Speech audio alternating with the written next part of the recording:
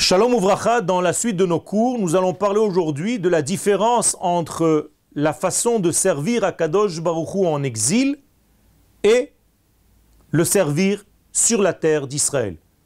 Le texte est pris des enseignements que nous avons reçus du Rav Charlap, Zatzal, et il dit la chose suivante. En exil, notre façon de vivre est une façon qui s'appelle Mi'ut Hayareach. C'est comme si on était dans un écran, comme la lune qui s'est diminuée au moment même de la création. Rappelez-vous que Akadosh Baruch Hu avait créé deux grands luminaires, et immédiatement après, il est écrit que la lune était un petit luminaire. Et les sages nous expliquent dans la Gemara que la lune s'est cachée. Elle est devenue plus petite que ce qu'elle était au départ.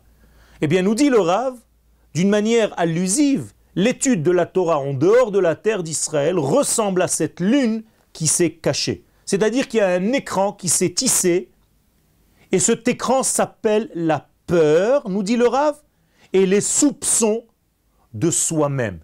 Incroyable. Il y a ici donc une analyse psychologique de l'être lorsqu'il étudie la Torah en dehors de sa terre.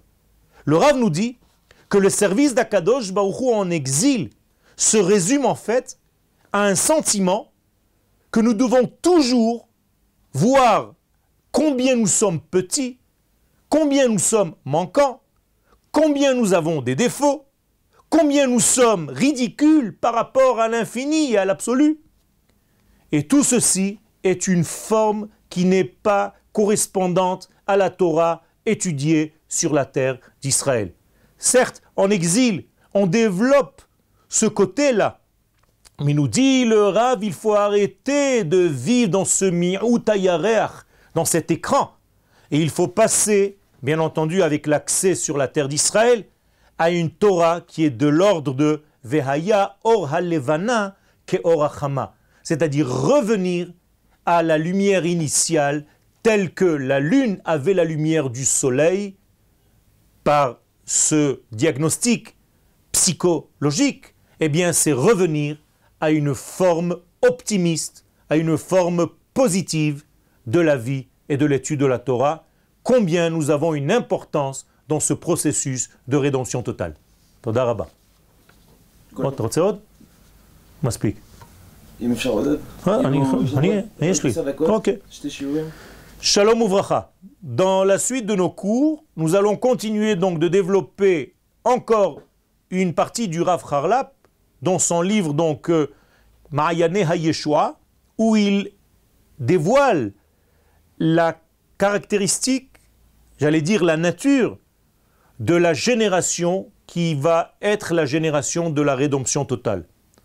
Nous dit le Rav avec ces mots, Kol mi shehitnotzetz bekirbam or hageula, ceux qui portent en eux cette étincelle de la rédemption, beichud beikveta de meshicha, et surtout au moment du talon messianique, c'est-à-dire à la fin des temps, einam sovlim shum dichduch alev, ce sont des personnes qu'on peut reconnaître parce que ces personnes-là ne supportent pas la mélancolie du cœur et la déprime ou la dépression. Chas v'shalom, ham'atat haruach. Autrement dit, ce sont des gens qui ne supportent pas un accès à la Torah avec cet aspect des choses, cet aspect austère de la Torah. C'est comme ça qu'on va reconnaître la génération messianique.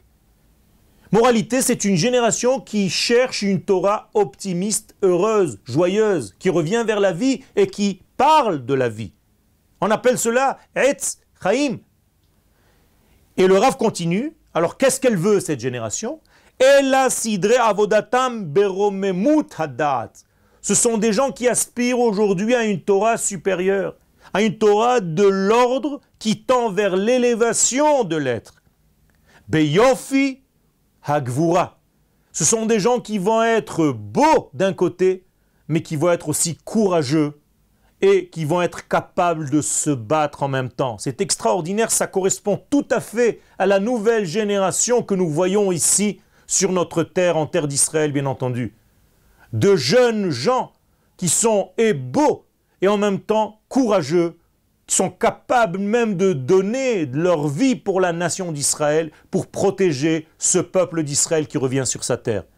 Behadar Kodesh shel Ateret Tiferet Israël. Et le Rav nous dit qu'en réalité, tout ceci, même si les apparences sont trompeuses, eh bien c'est plein de sainteté supérieure avec une couronne de l'équilibre d'Israël, qu'on appelle ici des notions de Kabbalah, Tiferet Israël. La notion de Tiferet est une notion de centralité, c'est-à-dire une notion d'équilibre total. C'est un peuple qui revient à son équilibre après 2000 ans de maladie, d'exil. C'est une belle force, une beauté, une puissance et des définitions claires que cette génération demande, et les enseignants doivent se préparer à donner les réponses correspondantes. Toda Rabba.